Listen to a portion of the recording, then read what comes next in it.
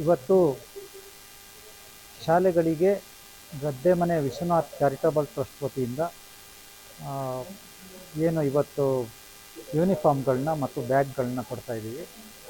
ಅದು ಇವತ್ತು ಒಂದು 4-5 ಶಾಲೆಗಳಿಗೆ ಕೊಟ್ಟು ಇವತ್ತು ಅಗಳಗಂಡಿಯ ಆ, ಸರ್ಕಾರಿ ಏನು ಪ್ರೌಢಶಾಲೆ ಇದೆ ಅಲ್ಲಿ ಕೊಡ್ತಾ ಇದ್ದೀವಿ.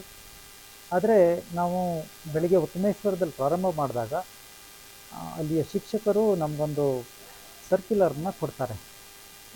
ಆ ಸರ್ಕ್ಯುಲರು ಏನು ಅಂತ ಕೇಳಿದಾಗ, ಇಲ್ಲ ಸರ್ಕಾರಿ ಶಾಲೆ ಒಳಗಡೆ ನೀವು ಯಾವುದೇ ಇದನ್ನು ಕೊಡೋಗಿಲ್ಲ, ಯೂನಿಫಾರ್ಮ್ ಕೊಡೋಂಗಿಲ್ಲ, ಯಾವುದೇ ಕಾರ್ಯಕ್ರಮ ಮಾಡೋಗಿಲ್ಲ, ಹಾಗಾಗಿ ಇದೊಂದು ಸರ್ಕ್ಯುಲರ್ ಇದೆ, ನಮಗೆ ಬಿ ಒ ಇಂದ ಆದೇಶ ಆಗಿದೆ ಅಂತ.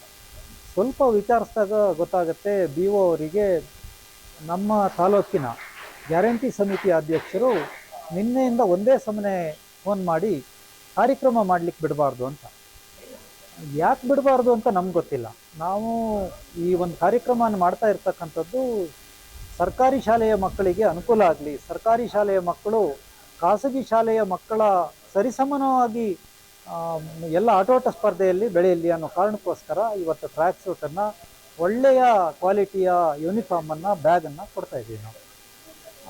ಆ ನಂತರ ಕೇಳಿದಾಗ ಇಲ್ಲ ಕಾರ್ಯಕ್ರಮ ಮಾಡಬಾರ್ದು ಅಂತ. ಇವರು ಬಹುಶಃ ನನಗೆ ಕಂಡಾಗಿ ಇವರು ಈ ಶಾಲೆ ವಿದ್ಯಾರ್ಥಿಗಳ ಜೊತೆಯಲ್ಲಿ, ಶಾಲೆಯ ಜೊತೆಯಲ್ಲಿ ರಾಜಕಾರಣ ಮಾಡಲಿಕ್ಕೆ ಹೊರಟಿದ್ದಾರೆ. ನಾವು ಶಾಲೆಯಲ್ಲಿ ಯಾವುದೇ ರಾಜಕಾರಣ ಮಾಡಬಾರ್ದು, ಶಾಲೆಯ ವಿದ್ಯಾರ್ಥಿಗಳ ಏನು ಶೈಕ್ಷಣಿಕ ದೃಷ್ಟಿಯಿಂದ ಒಳ್ಳೆಯದಾಗಬೇಕನ್ನೋ ಕಾರಣಕ್ಕೋಸ್ಕರ ಈ ಕಾರ್ಯಕ್ರಮವನ್ನು ಮುಂದುವರಿಸ್ತಿದ್ದೀವಿ.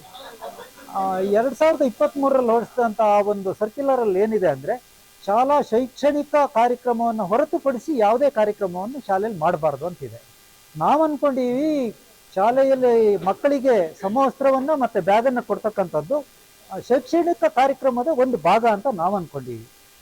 ಮಾನ್ಯ ಮುಖ್ಯಮಂತ್ರಿಗಳು ಮೊನ್ನೆ ಅಷ್ಟೇ ಹೇಳಿದ್ದಾರೆ, ನಿಮಗೆ ಶಾಲೆಗೆ ಏನಾದರೂ ಕಡಿಮೆ ಆದರೆ ಅಲ್ಲಿ ದಾನಿಗಳನ್ನ ಹುಡುಕಿ ನೀವು ಶಾಲೆಯನ್ನು ಉನ್ನತ ಸ್ಥಾನಕ್ಕೆ ಕೊಂಡೊಯ್ಯೋಕ್ಕೆ ಪ್ರಯತ್ನ ಪಡಿ ಅಂತ ಹೇಳಿದ್ದಾರೆ. ಅದರ ಜೊತೆಗೆ ಖಾಸಗಿ ಶಾಲೆಗಳಿಗೆ ಪಕ್ಕದಲ್ಲಿರ್ತಕ್ಕಂಥ ಸರ್ಕಾರಿ ಶಾಲೆಗಳನ್ನ ನೀವು ದತ್ತು ತಗೊಂಡು ನಿಮ್ಮ ಶಾಲೆಗೆ ಸರಿಸಮಾನವಾಗಿ ಅದನ್ನ ಬೆಳೆಸಬೇಕು ಅಂತ ಬೇರೆ ಹೇಳಿದ್ದಾರೆ. ಆದರೆ ಇಲ್ಲಿರ್ತಕ್ಕಂಥ ಕೆಲ ಮರಿ ಪುಡಾರಿಗಳು, ಶಾಸಕರ ಹಿಂಬಾಲಕರು ಈ ರೀತಿಯ ಹೇಳಿಕೆಗಳನ್ನ ಕೊಟ್ಟು ಗೊಂದಲವಾಗುವಂತೆ ಮತ್ತೆ ಇಲ್ಲಿರ್ತಕ್ಕಂಥ ಶಿಕ್ಷಕರಿಗೆ ಗೊಂದಲವಾಗುವ ರೀತಿಯಲ್ಲಿ ಅವ್ರನ್ನ ಬೆದರಿಸ್ತಾ ಇರೋದು ನಿಜಕ್ಕೂ ಖಂಡನೀಯ.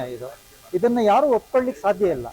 ಶಾಲೆಗಳಲ್ಲಿ ಈ ರೀತಿ ರಾಜಕಾರಣ ಮಾಡೋದು, ನಾವು ರಾಜಕಾರಣ ಮಾಡಲಿಕ್ಕೆ ಇರೋರು, ನಾವು ರಾಜಕಾರಣ ಮಾಡ್ತೀವಿ ನಾವು. ಆದರೆ ಶಾಲೆಗಳಲ್ಲಿ ರಾಜಕಾರಣ ಮಾಡಲ್ಲ. ನಮಗೆ ಬೇರೆ ಕ್ಷೇತ್ರಗಳಿದ್ದಾವೆ ರಾಜಕಾರಣ ಮಾಡಲಿಕ್ಕೆ, ಶಾಲೆ ಹೊರತುಪಡಿಸಿ ಬೇಕಾದಷ್ಟು ಕಡೆಗಳಿದ್ದಾವೆ, ಅಲ್ಲಿ ಮಾಡ್ತೀವಿ ನಾವು. ಗ್ಯಾರಂಟಿ ಸಮಿತಿ ಅಧ್ಯಕ್ಷರು ಮತ್ತೆ ಶಾಲೆ ಶೈಕ್ಷಣಿಕ ವಿಚಾರಕ್ಕೂ ಏನು ಸಂಬಂಧ ಅಂತ ಯಾಕೆ ಇದರಲ್ಲಿ ಬರ್ತಿದ್ದಾರೆ? ಅವರಿಗೆ ಯಾವುದೇ ಸಂಬಂಧ ಇಲ್ದಿದ್ರು ಮೂಗು ತೋರಿಸ್ಕೊಂಡು ಬರ್ತಾ ಇದ್ದಾರೆ. ಅವರಿಗೆಲ್ಲೋ ಅನಿಸಿರ್ಬೋದು, ಬಹುಶಃ ನಮ್ಮ ಹಿಡಿತ ತಪ್ಪಿ ಹೋಗ್ಬೋದು ಎಲ್ಲವೂ ಅಂತ.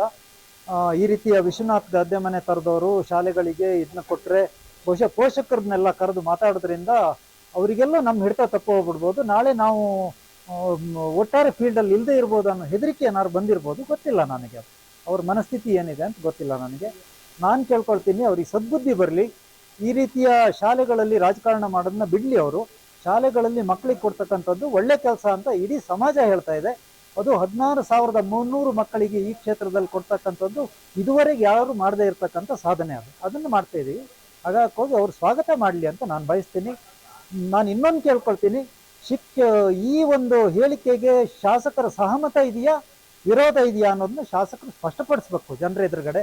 ಯಾಕಂದ್ರೆ ಜನ ಕೇಳ್ತಾ ಇದ್ದಾರೆ, ಇದಕ್ಕೆ ಶಾಸಕರ ಬೆಂಬಲ ಇದೆಯಾ ಅಥವಾ ಅವ್ರು ಮಾತ್ರ ಹೇಳಿಯಾರ ಅನ್ನೋದನ್ನ ಅವ್ರು ಸ್ಪಷ್ಟಪಡಿಸ್ಲಿ ಅಂತ ಕೇಳ್ಕೊಳ್ತೀನಿ.